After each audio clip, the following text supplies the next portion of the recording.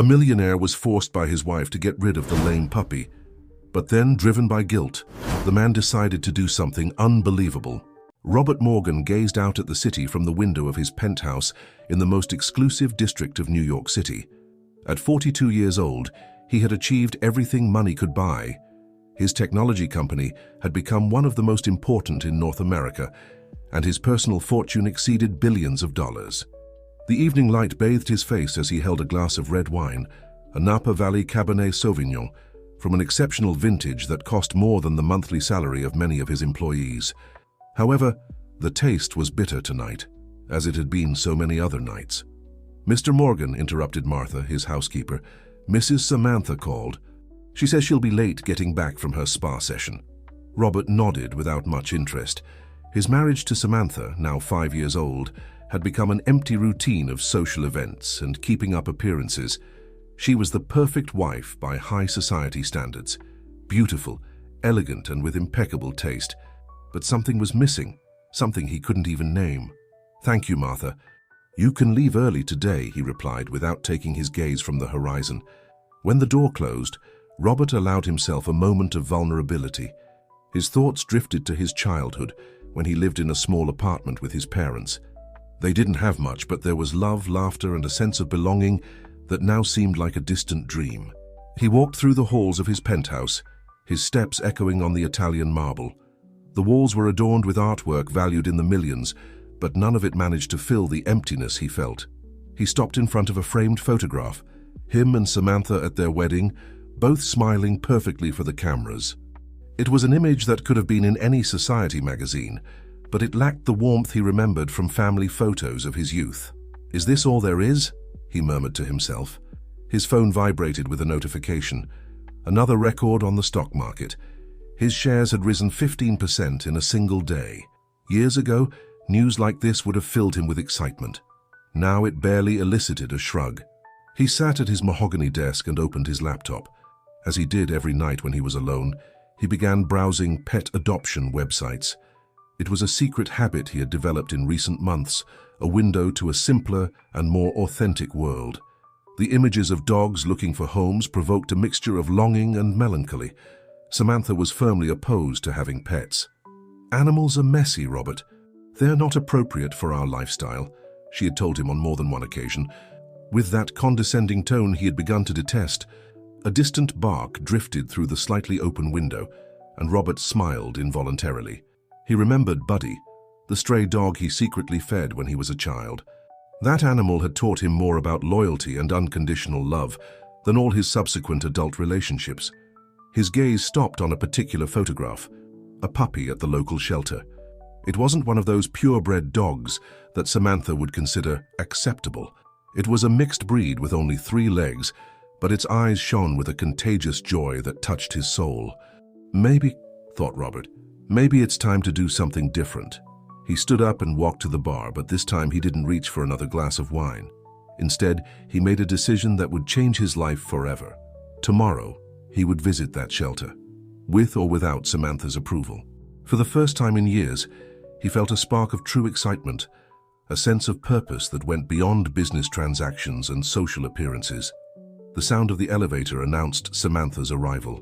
Robert closed the website and prepared himself for another night of superficial conversation and uncomfortable silences. But something had changed inside him. The seed of a transformation had been planted, and nothing would ever be the same again. The next morning dawned with unusual clarity in New York City. Robert had risen early, something uncommon for him on a Saturday. Samantha was sleeping deeply, exhausted after her nightly beauty ritual, when he quietly left the house. The Hope Animal Shelter was located on the outskirts of the city, in a modest neighborhood that contrasted dramatically with his residential area. Robert parked his latest model Mercedes in front of the simple building, feeling a mixture of nervousness and expectation that he hadn't experienced in years. "Good morning," greeted an older woman with an apron stained with dirt. "I'm Carol, the manager. How can I help you?" Robert was surprised by the warmth of her welcome, so different from the calculated interactions he was used to. I'm interested in adopting a dog," he replied, feeling strangely vulnerable in his designer suit. Carol observed him with a mixture of curiosity and caution. Do you have experience with pets? What kind of dog are you looking for? The truth is, I don't know exactly, Robert admitted honestly. I just know I want to give a home to someone who needs it. Carol's smile softened. Come with me. Let me introduce you to our residents. As they walked through the shelter's corridors, Robert found himself deeply moved. Each cage contained a story. Each bark seemed a call. Some dogs approached the bars excitedly. Others watched timidly from the corners. They all have their own personalities, Carol explained. Some came from the streets. Others were abandoned. But they all deserve a second chance. Suddenly, a peculiar movement caught Robert's attention. In one of the last cages, a small golden-haired puppy was trying to stand up, wobbling on 3 legs. Despite its evident difficulty, the animal wagged its tail enthusiastically, its eyes shining with contagious joy. "Ah, that's the little one that arrived last week," Carol commented. "He was born like that, with only 3 legs. Other shelters rejected him because they think he'll be difficult to adopt." Robert approached the cage, and the puppy immediately came closer, limping but not losing its enthusiasm. When their eyes met, something inexplicable happened. In those brown eyes, Robert saw a strength and joy that defied any adversity. "Can I?" he asked, pointing to the cage. Carol nodded and opened the door. The puppy didn't hesitate for a second. He lunged towards Robert, stumbling in the process but recovering immediately, as if his condition were nothing more than a minor detail in his mission to give love. Robert crouched down, completely forgetting about his expensive suit, and the puppy began to lick his face with abandon. For the first time in years, a genuine laugh escaped his lips. "He's special, isn't he?" Carol smiled. "Despite everything he's been through, he never loses his spirit." "He's perfect," whispered Robert, feeling an instant connection with the animal. In this small being who had overcome his limitations with such grace, he saw a reflection of what he himself longed to be, someone who wasn't defined by external expectations or appearances. "Does he have a name?" he asked, as the puppy settled in his lap as if it had found its place in the world. "Not yet. We were hoping his permanent family would give him one." Robert observed the puppy, who now looked at him with absolute trust and affection. "Charlie," he said with conviction. "His name will be Charlie." Carol smiled, recognizing in Robert's gaze something she had seen before in other adopters, the exact moment when a heart opened to give and receive unconditional love. "We'll have to complete some paperwork," she explained, "and there's an adjustment period to make sure that—" "I'll do whatever is necessary," interrupted Robert, as Charlie cuddled against his chest. "This little one is coming home with me."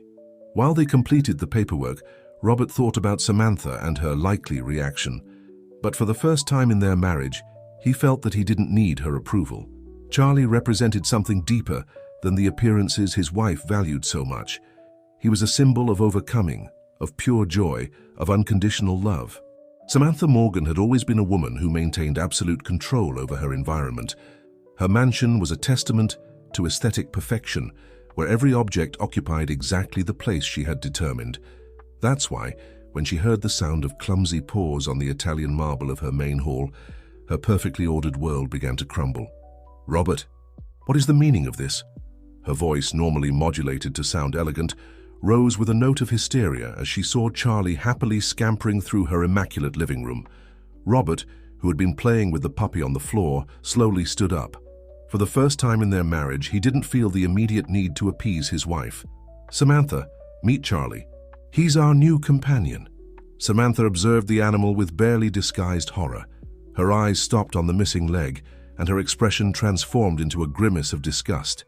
A stray dog, and defective at that. "Robert, have you completely lost your mind?"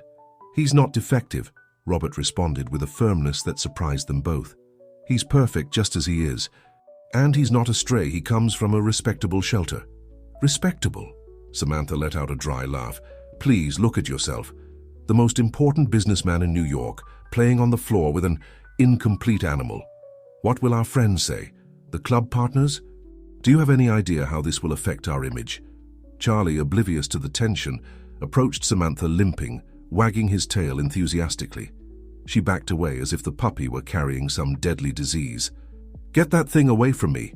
Martha," she called to the housekeeper. "Bring disinfectant right now."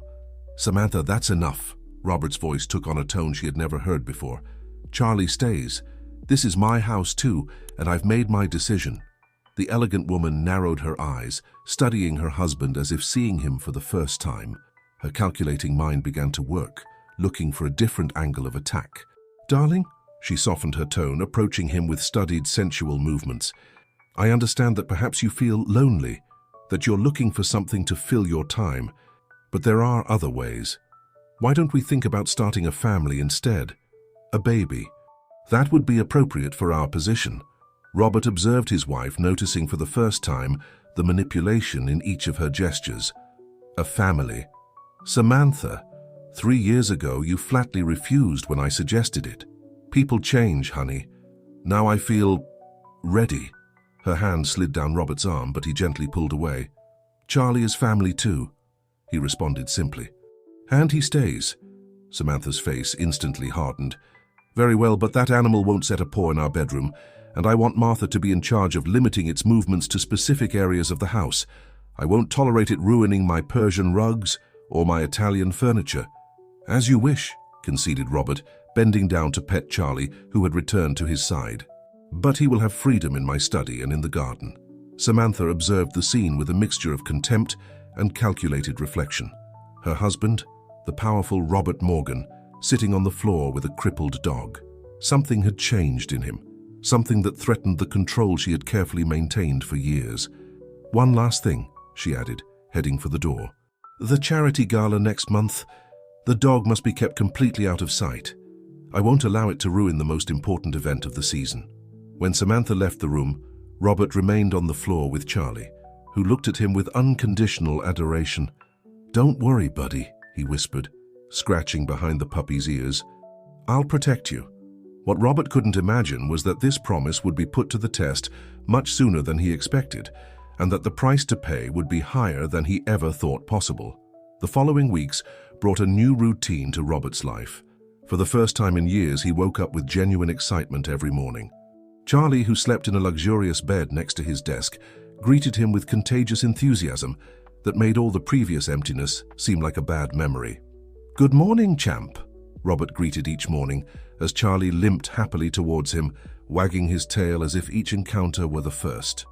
Despite his physical limitation, the puppy had developed surprising balance, adapting to his condition with a natural grace that inspired everyone who knew him, except Samantha, of course. "It's ridiculous," she commented one morning, observing from the doorway as Robert fed Charlie. "You have a business empire to run, and you're here playing nanny to a crippled dog." Robert continued his task without flinching. "I can do both. In fact, I've never felt more productive." It was true. Charlie's presence had brought an unexpected balance to his life.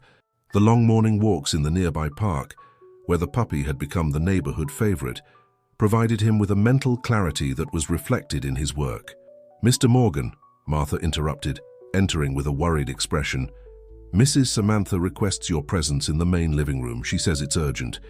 Robert found his wife surrounded by decoration magazines and fabric samples.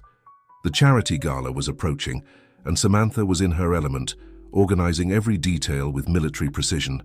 "Robert, darling," her tone was honeyed, a sign he had learned to fear. "I've been thinking about our future, about the family we could form." "Samantha, no, listen to me," she interrupted, approaching with studied movements. "I've made an appointment with the best fertility specialist in the city. It's the perfect time to take this step, don't you think? Our children will inherit an empire." Robert observed her, noticing for the first time the calculating nuances in her expression. "Why now? When I suggested it years ago, you said you weren't ready." "People change, honey. And let's be honest, you need something more substantial than a dog to fill your life." At that moment, a cheerful bark interrupted the conversation. Charlie had escaped Martha's vigilance and entered the living room limping, leaving small muddy paw prints on the immaculate Persian rug. Samantha's face transformed instantly. "Look what he's done. That rug is a unique piece." "Robert, this can't continue. If you really want to start a family, you have to make a decision." "What do you mean?" he asked, though he already feared the answer. "The dog or our future together? I won't raise my children in a house with an animal like that. What example would it set for them that imperfection is acceptable? That weakness should be celebrated? Robert felt something break inside him. He looked at Charlie, who gazed at him with unconditional adoration, and then at Samantha, beautiful and perfect in her calculated cruelty. "Think about it, darling," she continued, her voice soft as silk. "An heir, a future, a real family, everything you've always dreamed of. Is it worth sacrificing for a simple dog?" Samantha's words pierced deep into his insecurities. Robert had dreamed of having children, of building the family he never had. And now, the possibility was in front of him, though the price to pay was heartbreaking. Charlie approached limping, resting his head on Robert's knee, oblivious to the emotional storm his presence had unleashed. Samantha observed the scene with a barely perceptible smile, knowing she had planted the seed of doubt in her husband's heart. "You have until after the charity gala to decide," she declared, heading for the door. "But remember, Robert, some decisions define the rest of our lives." When Samantha left, Robert remained motionless, mechanically petting Charlie. The puppy looked at him with those eyes full of trust, not knowing that his fate hung by a thread, while his owner debated between true love and the promises of a long-cherished dream. The charity gala had been a resounding success. Samantha glowed as the last guests departed, satisfied at having organized the most talked-about social event of the season. Charlie had remained locked in the study throughout the evening, guarded by Martha, who had secretly grown fond of the puppy. "It was perfect," Samantha whispered in Robert's ear as they went up to their bedroom. "Did you see how everyone admired our house? We're the perfect couple, darling, and we'll be the perfect family too." Robert barely listened. His mind was with Charlie, who probably waited awake for him in the study as he did every night. Samantha's words about starting a family echoed in his head, mixing with his own dreams and longings. "Tomorrow," she continued, "we can go see that country house I mentioned. It would be perfect for raising our children. Of course, it will need some renovations to meet our standards." "Samantha," Robert interrupted, his voice barely audible. "About Charlie." She stopped short, her expression instantly transforming. "Have you made a decision?" The silence that followed was deafening. Samantha approached him, her eyes shining with a mixture of triumph and calculated compassion. "It's for the best, darling. For everyone. That animal needs a home more appropriate for its condition, and we need to start our future." The next morning, Robert woke up before dawn. With mechanical movements, he prepared the car while the city still slept. Charlie, excited by the unexpected ride, jumped into the back seat without suspecting anything. The journey was silent. Robert avoided looking in the rearview mirror, where Charlie watched the landscape with his usual enthusiasm. Each mile they drove away from the city felt like an additional weight on his heart. Finally, he stopped on a secondary road near a small town. The area was quiet, with some scattered houses in the distance. "Someone will find him," he told himself, trying to silence the voice of his conscience. "Come on, buddy." His voice broke as he opened the back door. Charlie jumped out happily, expecting another of their adventurous walks. Robert took out the puppy's favorite blanket and placed it under a tree, along with a water bowl and some food. Charlie watched him curiously, his tail wagging non-stop. "Stay," Robert ordered, backing towards the car. His vision blurred with the tears he had been holding back. Charlie tilted his head, confused. When Robert got into the car, the puppy tried to follow him, stumbling with his characteristic uneven gait. "Stay!"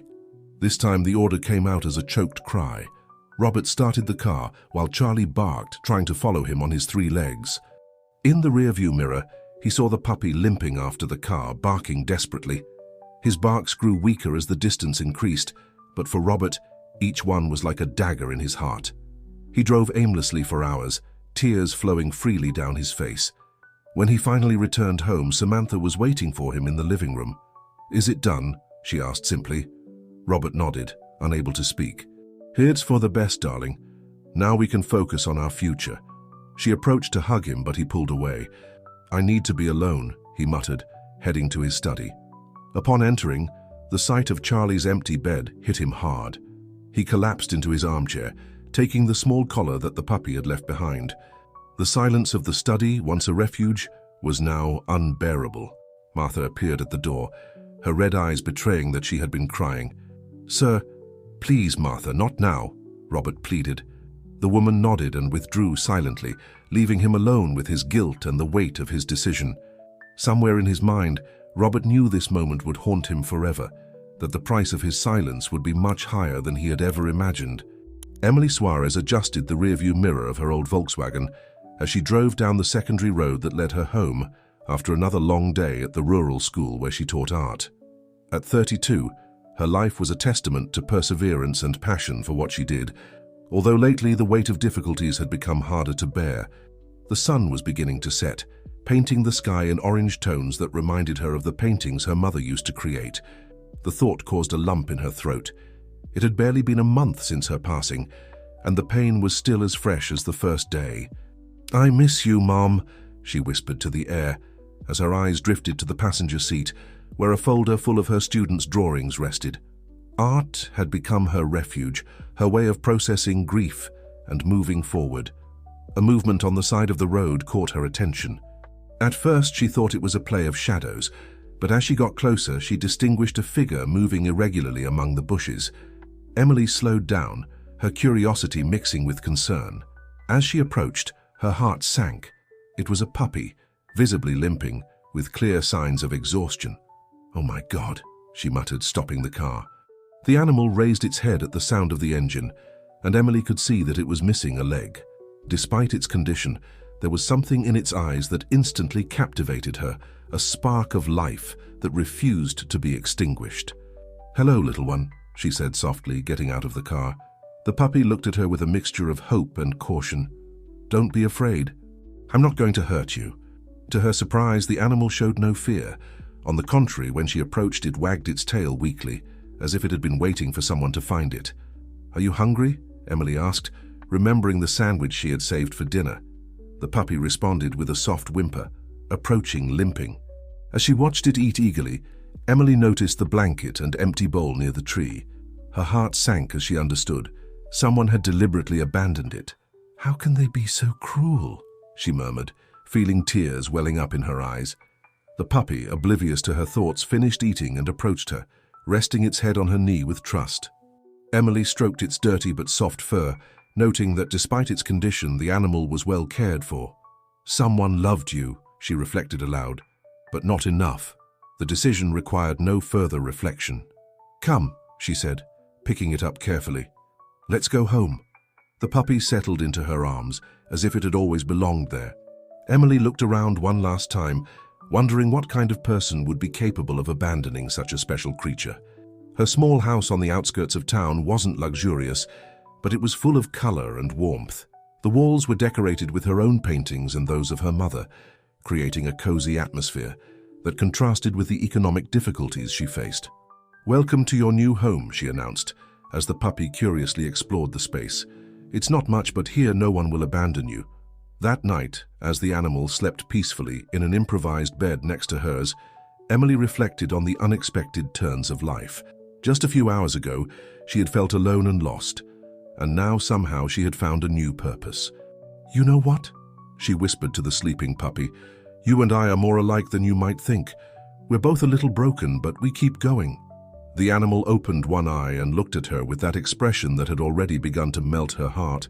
"You need a name," she continued, watching how the moonlight filtered through the window. "How about Charlie? It means free man, and you, little one, have the freest spirit I've ever seen." The puppy wagged its tail in approval, and Emily smiled for the first time in weeks. She didn't know that this casual encounter on a lonely road would be the beginning of a story that would change not only her life, but that of many others. The days in Emily's house quickly transformed into a routine full of small joys. Charlie had adapted perfectly to his new home, bringing renewed energy to every corner. Each morning, the puppy accompanied her to the rural school where she taught, quickly becoming the children's favorite. "Charlie, come here," Emily called as she prepared the materials for her art class.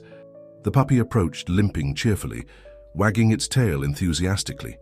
The children, who were already waiting in the schoolyard, shouted excitedly when they saw him. "Miss Emily, can we draw Charlie today?" asked Maria, one of her youngest students. Emily smiled, watching as the puppy allowed itself to be petted by the children. "Of course. Charlie is our favorite model, isn't he?" "Why does he have only 3 legs?" timidly asked John, a new student. "Because he's special," Emily responded naturally, "and he teaches us that we don't need to be like everyone else to be extraordinary." Meanwhile, miles away in the luxurious Morgan mansion, Robert faced a void that seemed to grow every day. The study, once his favorite refuge, had become a constant reminder of his betrayal. "Sir," Martha interrupted his thoughts, "Mrs. Samantha asks if you'll accompany her to the appointment with the fertility specialist this afternoon." Robert nodded mechanically, although the idea of starting a family with Samantha had lost all its appeal. The last few weeks had been a painful revelation. His marriage was as artificial as the smiles they exchanged at social events. Back at the school, Emily marveled at how Charlie interacted with her students. The puppy had a special ability to detect when a child was sad or worried, approaching to offer his silent comfort. "Charlie is magical," commented Laura, the school principal, as they watched the playground during recess. "Since he arrived, the children are more motivated. Even the shyest ones are opening up." Emily petted Charlie, who was resting at her feet. "He saved me, you know. After losing my mother, I thought I'd never feel joy again. But this little warrior taught me that there's always hope." In the fertility specialist's office, Samantha talked animatedly about their family plans, while Robert stared out the window, lost in his thoughts. "Mr. Morgan," the doctor's voice brought him back to reality. "Are you ready to start the treatments?" Before he could respond, Samantha intervened. "Of course we are, Doctor. We want the perfect family." The word perfect echoed in Robert's mind like a cruel mockery. What was perfect about abandoning an innocent being that only offered unconditional love? That afternoon, Emily and Charlie were walking in the small town park. The puppy had developed an exercise routine that strengthened his muscles, adapting better and better to his condition. "You're amazing, did you know that?" Emily murmured, as Charlie chased butterflies with his characteristic uneven but determined trot. "No one would believe that just a few weeks ago, I found you abandoned on that road." A group of children approached, asking permission to play with Charlie. The puppy greeted them with his usual joy, provoking laughter and exclamations of admiration. "Look how he runs. He's faster than us. He's the best dog in the world." Emily watched the scene with her heart full of gratitude. Her financial problems persisted, and the pain of losing her mother would never completely disappear. But Charlie had brought a special light to her life, a renewed purpose. In his office, Robert stared blankly at his computer screen, unable to concentrate on the numbers that once mattered so much to him. He opened the drawer of his desk and took out the small collar that Charlie had left behind. His fingers traced the engraved letters, while the weight of his decision crushed him once again. "Any problem, darling?" Samantha's voice startled him. He quickly put the collar away.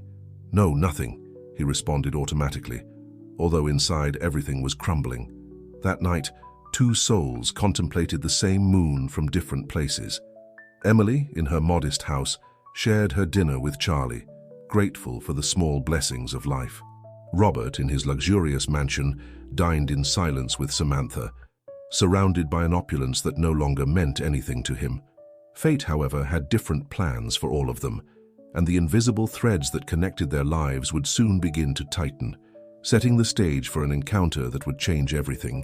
Truth has a peculiar way of revealing itself, sometimes in the most unexpected moments. For Robert, that moment came on an apparently normal afternoon while reviewing documents in his office.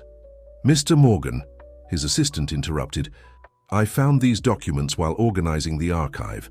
I think you should see them." Robert took the folder distractedly, but his attention sharpened when he saw the letterhead of a prestigious fertility clinic. The date caught his eye. 3 years ago, when he had first suggested having children. His hands trembled as he read the report. It was a complete fertility study in Samantha's name, conducted right after that conversation. The doctor's conclusions were clear. She was in perfect condition to conceive. "How long have you had this?" he asked his assistant. "I found it today while digitizing old files. Mrs. Samantha had filed it in the personal documents section." Robert felt the world stop. Samantha had lied to him. For years she had insisted she wasn't ready, that she needed time. And now suddenly, after the Charlie affair. "I need you to investigate something else," he asked his assistant. "All of Samantha's financial movements in the last 5 years." The following hours were one revelation after another. Samantha had been systematically transferring large sums of money to secret personal accounts. Every donation she supervised, every charitable project she directed, had a pattern of fund diversion so subtle that only a thorough analysis could detect it. "Sir," Martha interrupted, entering with the phone in her hand. "Mrs. Samantha is on the line. She says don't forget the dinner with investors tonight." Robert looked at the phone as if it were a strange object. "Tell her I'll be there," he responded mechanically. When Martha left, Robert sank into his armchair, the pieces of the puzzle painfully fitting together in his mind. Samantha's sudden interest in starting a family, her insistence on the perfect moment, her manipulation with the Charlie issue, it had all been an elaborate strategy to maintain her control over the Morgan fortune. "Sir," his assistant returned with more documents, "I found something else. Mrs. Samantha has been in contact with several lawyers specializing in divorces. She's been consulting about asset division and marital rights." Robert felt a bitter laugh rise in his throat. He had been so blind, so manipulable. He had sacrificed the only genuine thing in his life, Charlie, for a carefully constructed illusion. He stood up and walked to his office window, observing the city sprawling below him. Somewhere out there, Charlie was still alive. He had to believe it.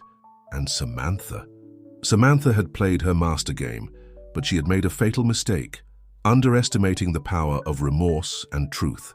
"Cancel the dinner," he ordered Martha when she returned, "and please call my lawyer, it's urgent." That night, Samantha arrived home to find Robert in the study, surrounded by documents. "Darling, why didn't you come to dinner? The investors were waiting." "Like you were waiting for the perfect moment to divorce me," Robert interrupted, his voice calm but firm.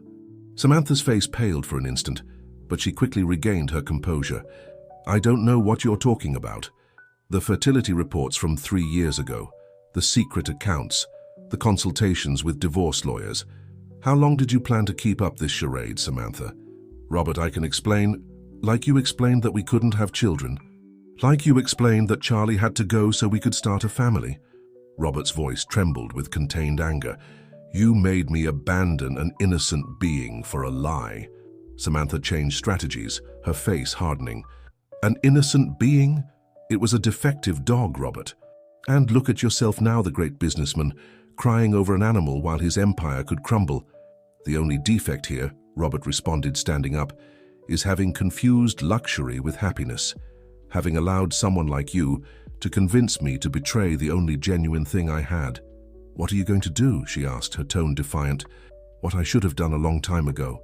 "Tomorrow my lawyers will contact you." "It's over, Samantha. The charade, the marriage, everything." As Samantha left the study, her heels resonating furiously on the marble floor, Robert felt a weight lift from his shoulders. He had lost much, but for the first time in years he could see clearly. It was time to start anew, to seek redemption. The Morgan mansion felt strangely silent since Samantha's departure. Robert had donated or discarded everything that reminded him of her, transforming the space into something simpler and more authentic. But the real change was happening inside him. "Martha," he called his housekeeper one morning, "I need you to help me with something important." The woman, who had been working for him for years, noticed something different in his voice, a determination she hadn't heard before. "Do you remember exactly where—" His voice broke for a moment. "Where I left Charlie." Martha sat down in front of him, her eyes shining with contained tears. "On the old highway towards Westchester, sir, near mile marker 47, where that big oak tree is." Robert nodded, taking notes in his notebook. "I need you to help me organize a search. We're going to find him, Martha, no matter how long it takes." The following days were a whirlwind of activity. Robert hired a team to design and distribute posters with Charlie's photo. He established a network of contacts with veterinary clinics and shelters in the area. He even created a website dedicated to the search. "Mr. Morgan," his assistant interrupted one afternoon, "the company executives are worried. They say you're neglecting the business." Robert looked up from the maps he was studying. "You know what? They're right. I've spent years prioritizing numbers over what really matters. It's time for a change." That same afternoon, Robert called an extraordinary board meeting. To everyone's surprise, he announced he would be taking a sabbatical from his role as CEO. "The company is solid," he explained to the stunned executives. "The team we've built is exceptional. It's time for me to dedicate myself to something personal." As he traveled the highways in his search, Robert began to see the world through different eyes. He stopped in small towns he would have previously ignored, talked with local people, listened to their stories. In every place he visited, He not only asked about Charlie, but also began to notice the number of abandoned animals that needed help. One afternoon, while investigating in a town near where he had left Charlie, he found a small animal shelter on the verge of closing due to lack of funds. "We can't go on like this," the manager, an older woman named Rose, explained to him. "More animals arrive every day, but the resources aren't enough." Robert observed the hopeful faces of the dogs and cats in the shelter. Many of them had stories similar to Charlie's: abandoned, injured, considered imperfect by society. "How much do you need to keep operating?" he asked. Rose showed him her precarious accounts, and Robert made an immediate decision. Not only did he make a substantial donation, but he also established a permanent fund for the shelter. "This isn't just for Charlie," he explained to Rose, who was crying with gratitude. "It's for all those who, like him, deserve a second chance." The news spread quickly, and soon other shelters in the region began to contact him. Robert established a foundation, using his business experience to create an efficient system of support for shelters and responsible adoption programs.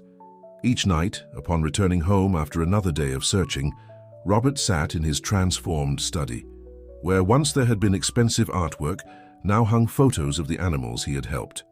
Charlie's collar occupied a special place on his desk, constantly reminding him of his mission. "Sir," Martha said one night, finding him reviewing more sighting reports, "don't you think that maybe Charlie has already found a new home?" Robert looked up, his eyes tired but determined. "It's possible, Martha, and if so, I'll be happy for him. But I need to know. I need to make sure he's okay, and meanwhile I can help others who are in the same situation." Robert Morgan's transformation became a topic of conversation in business circles.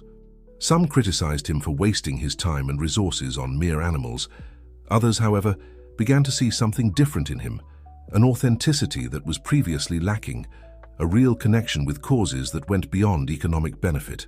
"Maybe I won't find Charlie," he reflected one night as he closed his notebook.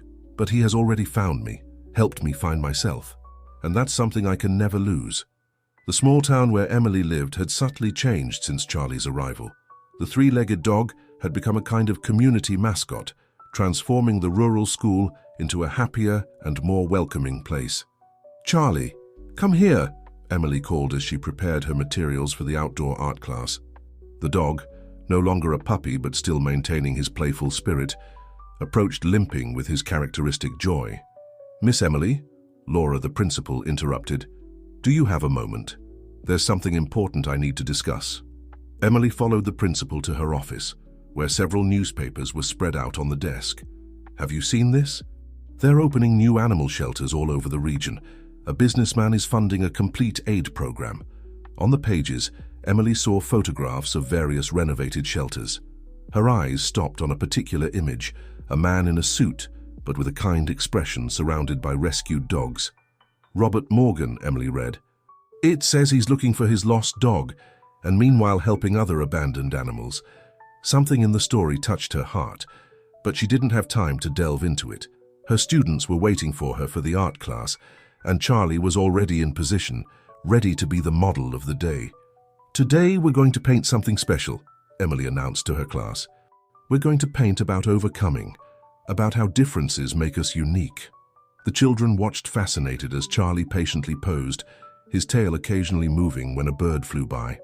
Emily had noticed that the dog had a special gift for staying still during art sessions, as if he understood the importance of his role.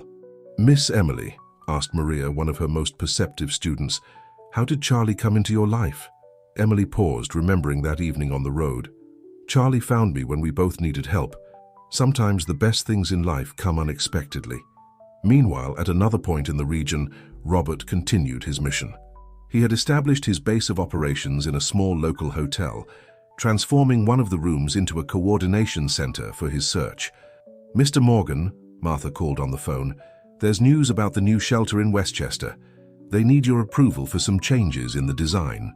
Robert smiled, remembering how all this had started. What began as a personal search had become something much bigger.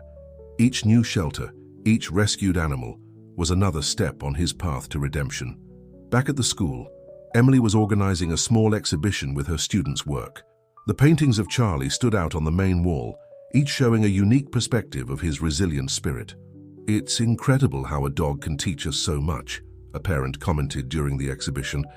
"My son has learned more about acceptance and perseverance with Charlie than with any traditional lesson." Emily nodded, petting Charlie, who was resting at her feet. "He teaches us that perfection isn't in how we look, but in how we love." That afternoon, as they walked back home, Emily stopped at the small local market. The newspaper vendor called her, showing her the same news she had seen at the school. "Look, Emily, this businessman is doing something similar to what you do with Charlie, but on a large scale." Emily took the newspaper, studying more closely the photograph of Robert Morgan.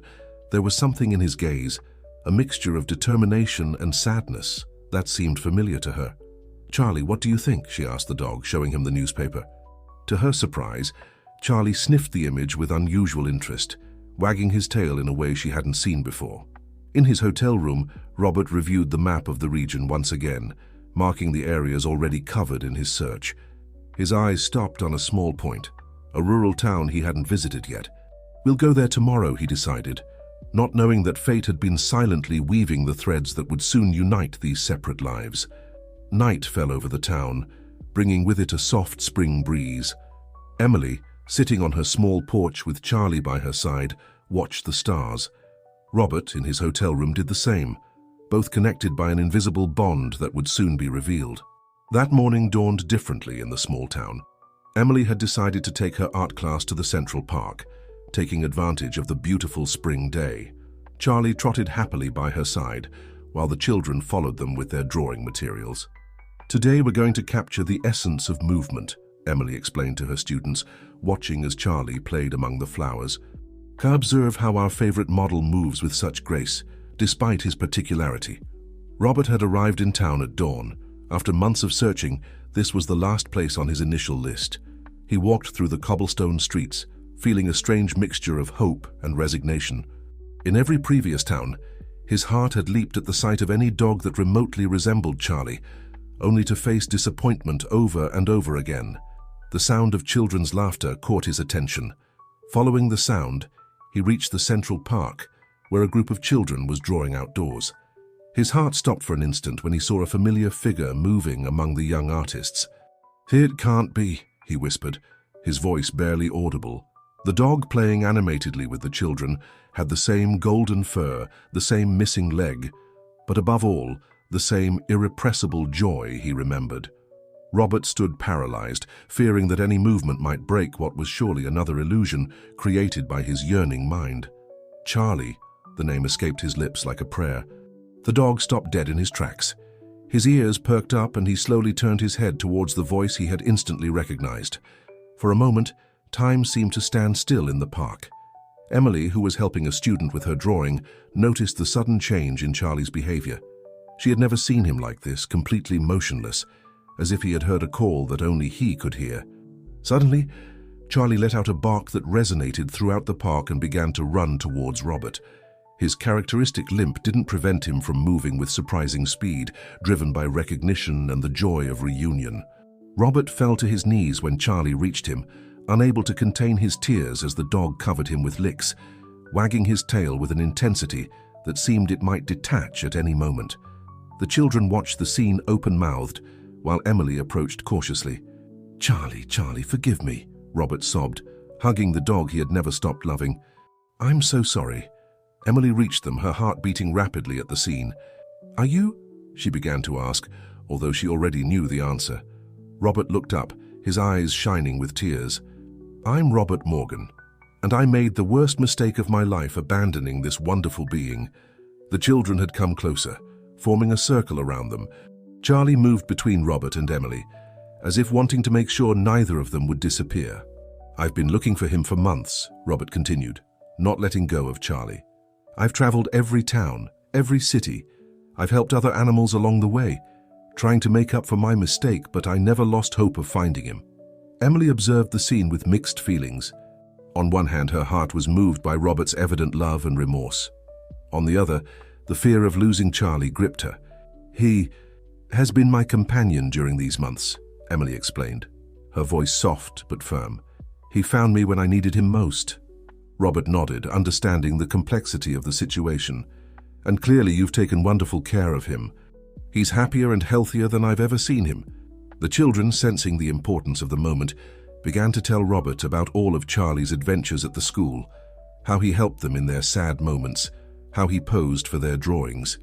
"He's our best teacher," said Maria, one of the students. "He teaches us that being different doesn't mean being less special."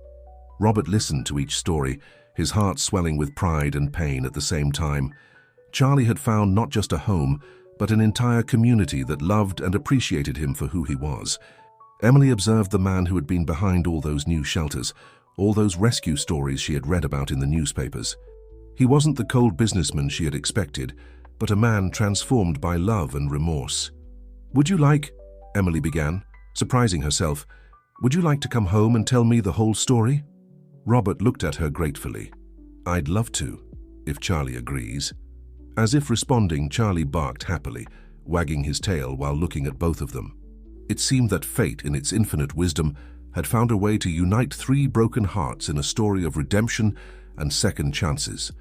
Emily's small house turned out to be exactly as Robert had imagined, modest but cozy, with walls covered in paintings and drawings that reflected the artistic soul of its owner. Charlie moved comfortably between them, like a living bridge between their two very different worlds. "So," Emily began, as she served coffee in mismatched cups, "why did you do it?" The question hung in the air like a heavy cloud. Robert stared at the coffee in his cup, searching for the right words. "Out of weakness," he finally admitted, "for letting someone else dictate what was perfect in my life. My ex-wife. She manipulated my dreams of having a family." Emily listened attentively as Robert related the whole story: his empty marriage, Samantha's manipulation, the painful decision to abandon Charlie, and his subsequent transformation. "When I discovered the truth about Samantha, something broke inside me," Robert continued. "But it was also as if I woke up from a long dream. I began to see what really mattered." Charlie, who had been lying between them, rested his head on Robert's knee as if forgiving him once again. "You've done a lot of good since then," Emily commented, pointing to the newspaper on the table that spoke of his shelters. "You've helped many animals." "Trying to make up for my mistake," he replied, petting Charlie, "although nothing could really make up for what I did." The sound of a car horn interrupted the conversation. Emily looked out the window and saw a black SUV parked in front of her house. "Mr. Morgan," the driver called from outside, "the board of directors urgently needs your presence in the city. There's been a crisis with the shareholders." Robert sighed, the weight of his other life reminding him of its existence. "I'm sorry, I have to attend to this." "Of course," Emily replied, although something in her tone had changed. "You have an empire to run." Before Robert could respond, his phone began to ring insistently. Emily watched as he subtly transformed while taking the call, his posture becoming more rigid, his voice more professional.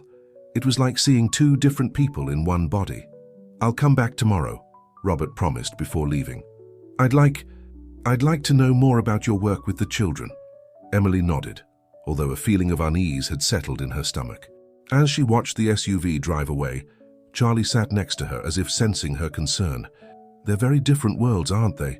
she whispered to Charlie, stroking his ears. The following days established an unusual routine.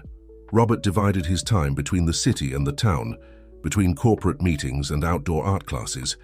Emily watched him interact with her students, surprised at how this powerful man sat on the ground to draw with the children, not caring about dirtying his expensive suits. However, the interruptions were constant. Urgent calls, messages, business crises that required his immediate attention. And then came the news that would complicate everything even more. "Have you seen this?" Laura, the principal, asked Emily, showing her a city newspaper. The headline was clear: Samantha Morgan, ex-wife of businessman Robert Morgan, threatens to reveal corporate secrets after controversial divorce.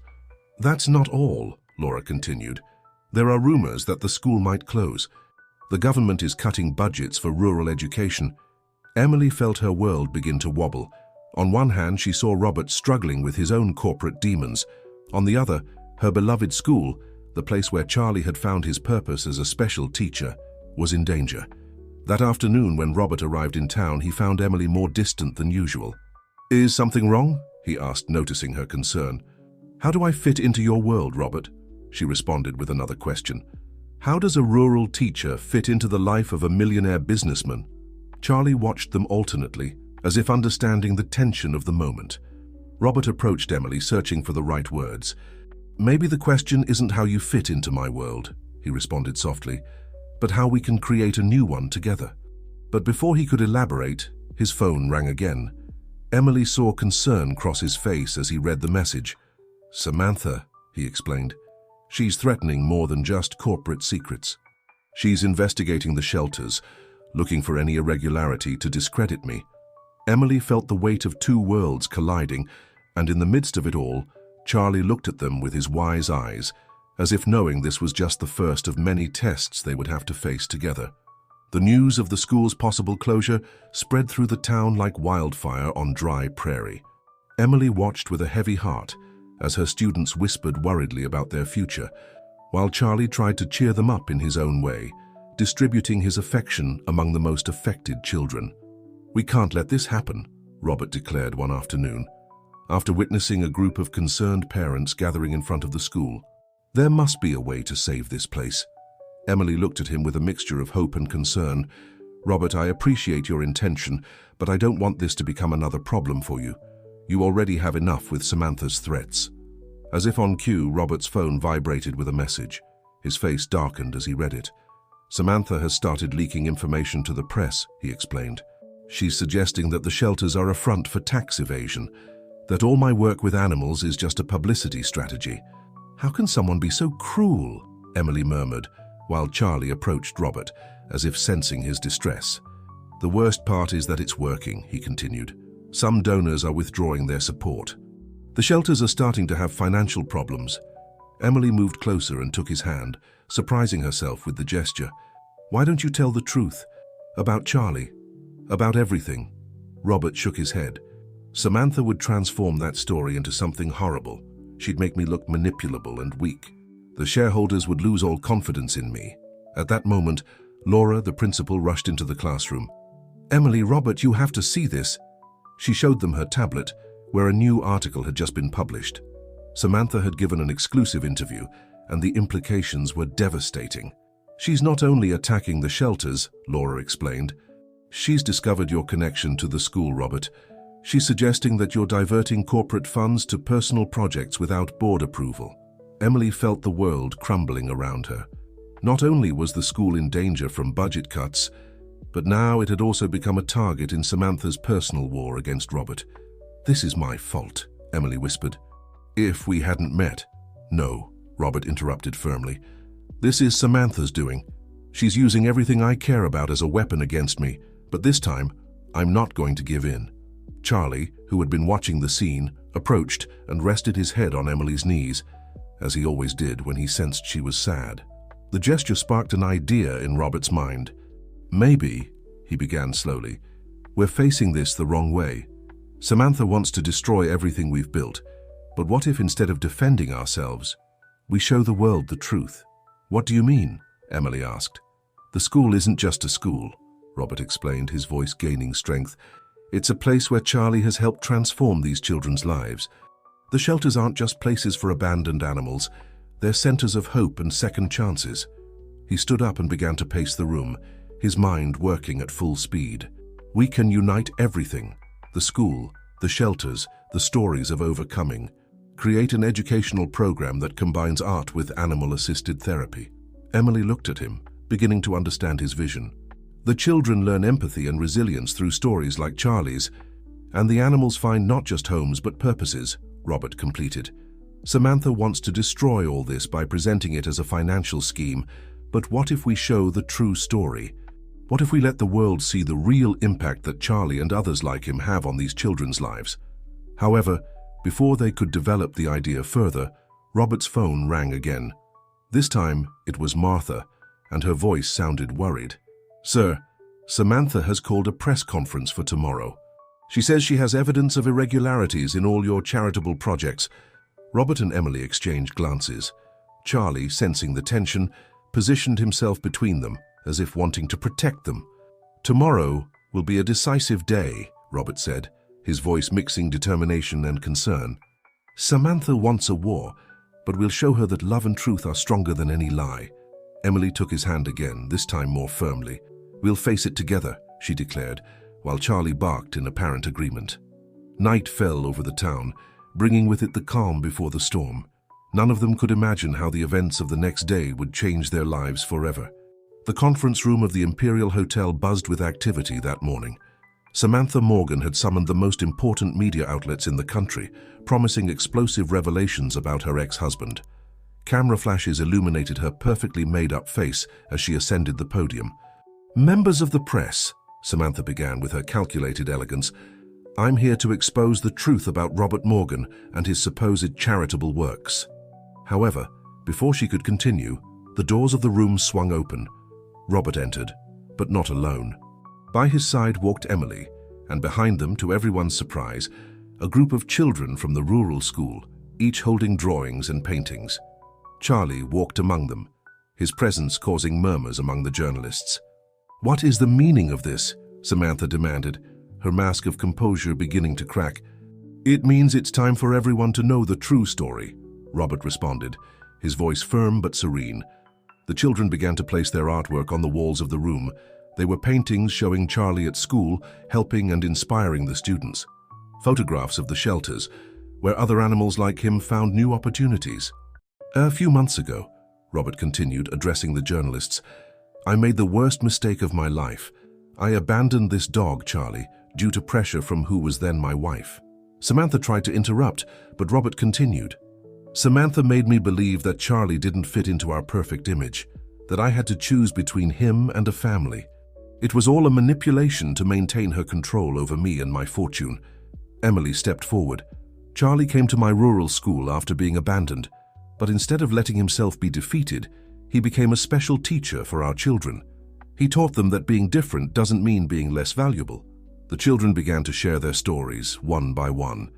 They talked about how Charlie helped them when they were sad, how his presence had transformed the school into a happier place. "Are you going to believe these sentimental stories?" Samantha tried, but her voice trembled. "This is just a publicity stunt." "No, Samantha," Robert interrupted. "The publicity stunt was your false concern about starting a family. I have proof of all your manipulations, of every dollar you diverted to your secret accounts." The journalists began taking notes frantically as Robert presented documents proving Samantha's actions. "But we're not here to talk about your deceptions," Robert continued. "We're here to show how a mistake can turn into something beautiful when there's love and truth involved." Emily took the floor. "The shelters that Robert has built are not a facade. They are places where animals considered imperfect by society find love and purpose. And now we're uniting these shelters with educational programs, creating spaces where children and animals help each other overcome their challenges." Maria, one of the youngest students, approached the podium with her drawing. "This is Charlie teaching me that it doesn't matter if I can't run as fast as the other kids. He can't run like other dogs either, but he's the happiest and makes us all happy." Samantha watched as her carefully planned press conference transformed into something completely different. The journalists were no longer paying attention to her accusations, captivated by the children's stories and the evidence of the real impact of Robert's projects. "You can try to destroy my reputation," Robert concluded. "You can question my motives, but you can't deny the real change these projects are generating. And it all started with a mistake, with abandoning Charlie, which taught me the most important lesson of my life, that true value isn't in perfection, but in the ability to love and overcome our limitations." Charlie, as if sensing the importance of the moment, approached the podium and sat between Robert and Emily, his presence being more eloquent than any speech. The camera flashes now captured a very different image from what Samantha had planned. A transformed businessman by love, a rural teacher who had given a home to an abandoned dog, and a group of children whose lives had been touched by this story of redemption. Samantha, seeing her plan crumble, silently left the room, her exit barely noticed amid the general interest in the true story that was being revealed. As the journalists approached to ask more questions, Robert took Emily's hand and looked at Charlie, who was wagging his tail happily. At that moment, he knew he had found something much more valuable than any fortune. He had found his true purpose. The months following the press conference brought changes that no one could have imagined. Charlie's story, far from damaging Robert's reputation, had touched hearts across the country. What began as a scandal transformed into a movement of hope and transformation. "Have you seen this?" Emily asked one morning, showing Robert the local newspaper. The headline read, "Rural School Revolutionizes Education with Animal-Assisted Therapy Program." Robert smiled as he looked at the photograph accompanying the article. Charlie surrounded by children in the school's newly adapted space, which now included a special area for therapies with rescued animals. The Charlie Project, as they had named it, had become an innovative model that combined education, art, and rehabilitation. Robert's shelters were no longer just places of refuge for abandoned animals. They had transformed into learning and healing centers. "Miss Emily," called Maria, one of her youngest students, "can Luna join our art class today?" Luna was a blind puppy that had recently arrived at the shelter associated with the school. Like Charlie, she too had found her special purpose. She helped children develop their tactile and auditory sensitivity through art. "Of course," Emily replied, watching as the children gently guided Luna to the work area. "Today we're going to create art with textures." Robert, who had been observing the scene, approached Emily. "Remember when we thought the school would have to close? Look at this now." The old school building had been transformed. The walls, once faded, were now covered with colorful murals that told stories of overcoming. The backyard had been converted into a space where shelter animals could interact with students under professional supervision. "Mr. Morgan," Laura, the principal, interrupted. "The requests keep coming in. Other schools want to implement the program." The success of the Charlie Project had attracted the attention of educators from across the country. What had begun as a local solution was becoming a replicable model of inclusive and conscious education. "It's incredible," Emily commented as they walked through the hallways. "Each animal that arrives has a different story, a distinct special need, but here they find their purpose." Charlie, who faithfully followed them, stopped to greet a group of visitors, principals from other rural schools who had come to learn about the program. His presence, as always, made an immediate impact. It wasn't just his peculiar gait that drew attention, but the joy and confidence he radiated. "It's as if the universe had conspired," Robert reflected, watching as Charlie interacted with the visitors. "All the pain, all the mistakes, led us to create something bigger than ourselves." In the yard, a new group of volunteers was receiving training. The program now included therapists, veterinarians, and artists working together to create meaningful learning experiences. "You know what's most beautiful?"